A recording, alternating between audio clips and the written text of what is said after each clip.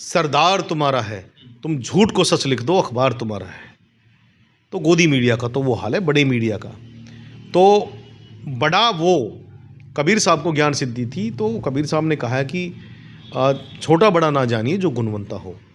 गुणवान व्यक्ति या कोई भी गुणवान पत्रकार, इलेक्ट्रॉनिक या प्रिंट मीडिया का कोई भी पत्रकार साथी, जिन लोगों ने हमारे इस मामले को कवर किया है पहले दिन से, जो लोग दिखा रहे हैं लोकल चैनल्स, हालांकि ये एक नेशनल इंटरनेशनल न्यूज़ है, BBC लंदन तक जानी चाहिए, इंटरनेशनल लेवल पर ये मामला उठना चाहिए, क्योंकि एक 12 साल के बच्चे को नंगा करके करंट लगा के मुंह पे पेशाब कर कर अत्याचार की सारी परिधि सीमा को पार किया गया है। पहले IPC था, BNS कर दिया है इन्होंने। ये कानून का, संविधान का रोज़ एक पन्ना फाड़ देते हैं। तो जहाँ पर पॉस्को एक्ट भी लगना चाहिए था, जहाँ पर SC/ST एक्ट की मजबूत धाराएं लगनी चाहिए थी, वहाँ पर इन्होंने नहीं लगाई। DSP सुरेंद्र कुमार ने, मैं व्यक्तिगत नाम लेके कहता हूँ, जो होडल जिला पलवल हरियाणा, होडल जो विधानसभा क्षेत्र भी है वहाँ से, और DSP according to the constitution of India, according to investigation officer, एक DSP रैंक का अधिकारी होता है, एक HPS अधिकारी होता है, तो वो थे। लेकिन उन्होंने जहाँ जालिम अत्याचारियों का, मुजरिमों का साथ दिया, एक भी व्यक्ति को गिरफ्तार नहीं किया। और स्टेटस रिपोर्ट जब ऑनेबल कोर्ट में जब सौंपी DG राजगुप्ता जी की कोर्ट में, तो बड़ी बेशर्मी से उसमें लिखा हुआ था कि हम रेड डाल रहे हैं, रेड पे रेड डाल रहे हैं, और एक भी दोषी को गिरफ्तार नहीं किया गया है, जो इसका सबसे बड़ा कारण है, जो इनकी दोषियों के साथ मिली भगत को, साजबाज को दिखाता है। इसमें राजनीतिकरण भी है। वहाँ का एक मंत्री, क्योंकि वो सरवण जाति के लोग हैं, उसी सरवण जाति से वो मंत्री आता है जिला पलवल का, भाजपा का, नायब सैनिक की सरकार में वो मंत्री हैं, गौरव गौतम उनका नाम है। उन्होंने SP पलवल से 25-30 अधिवक्ता मेरे साथ मिले, दलित समाज के लोग मेरे साथ मिले, और SP पलवल ने मेरे सामने पीड़ित की माँ सविता हैं जो, उनसे रूडली बात की। मेरे को अशोभनीय लगा उनका व्यवहार।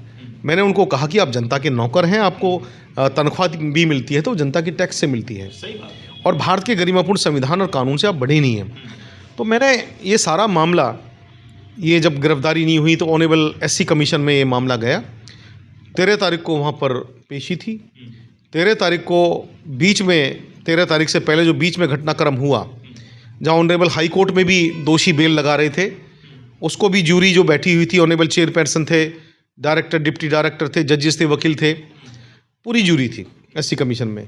क्योंकि as per law SC commission को अपने संदर्भ से जुड़े मामलों में ऑनेबल CJI की पावर है, चीफ जस्टिस ऑफ इंडिया, विशेष खंडपीठ, विशेष न्यायमूर्ति, सर्वोच्च न्यायाधीश की।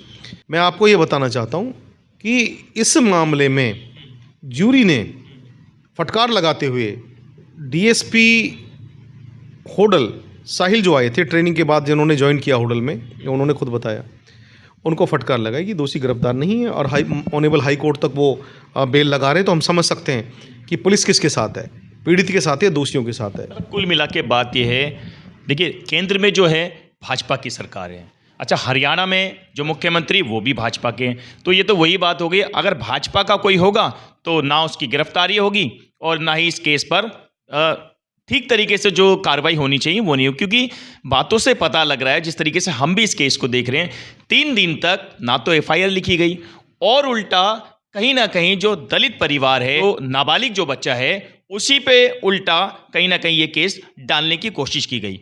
सर सबसे पहले तो ये जो मामला रहा, कितने लोगों की अभी तक गिरफ्तारी हुई है, और वो जो व्यक्ति जो इस केस में सबसे बड़ा जिसका रोल था, और जिसकी हार्ट अटैक आने के जैसा, मतलब हमें सूत्रों से पता लगा, मृत्यु हो गई है।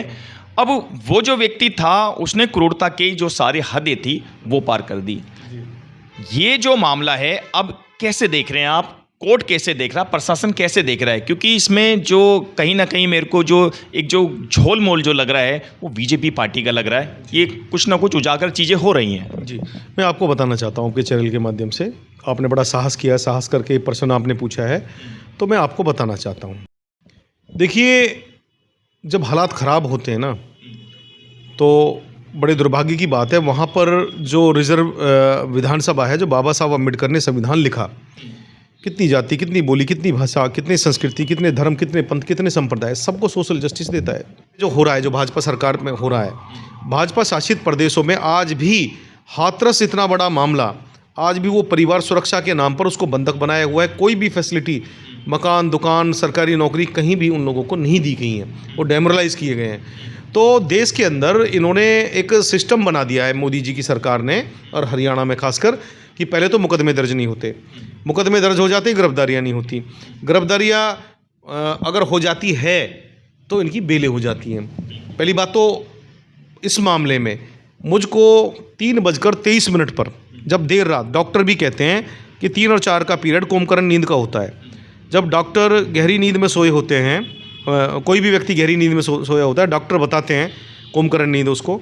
तो मैं आपको दिखाना चाहता हूँ 3:23 AM पर SHO मुंडकटी, 3:23 AM पे मैं जूम करके दिखा देता हूँ। AM पर SHO मुंडकटी मेरे को रात को, देर रात को, 7 तारीख को मेरे को भेजता है व्हाट्सएप पर कि आप जाइए 300 किलोमीटर दूर, फरीदाबाद पलवल से 300 किलोमीटर दूर, हरियाणा पंजाब हाई कोर्ट में चंडीगढ़ में, और 2 दोषियों ने 336 मुकदमा नंबर उस पर बेल लगाई हुई है। 3 दोषी नामजद है इसमें। राजेंद्र जो मृतक था, दोषी था, जिसकी मृत्यु हो गई हार्ट अटैक से, और this is part of investigation. वो जांच का विषय, परिवार वालों ने मारा है या वो हार्ट अटैक से मरा है तो वो तो पोस्टमार्टम रिपोर्ट बताएगी। बुलंदी उर्फ जोगिंदर शर्मा और ब्रजेश और 7-8 अन्य लोग इसमें शामिल हैं। तो मैं आपको बताना चाहता हूँ, अब देखिए पुलिस की कार्यशैली देखिए, कितना राजनीतिक प्रेशर है उन पर, कितनी मिली हुई है पुलिस। SHO मेरे को ये मैसेज भेजता है, मैं नहीं देख पाता इस मैसेज को। जब मुझे रात को 11 बजे कहीं से मैसेज मिलता है, मैं 1 घंटे में अपना वकील खड़ा करता हूँ, रात को 1 बजे पीड़ित परिवार के साथ मैं जाता हूँ। और श्री कृष्ण बुरंडा जी, मैं सैल्यूट करना चाहता हूँ उस व्यक्ति को।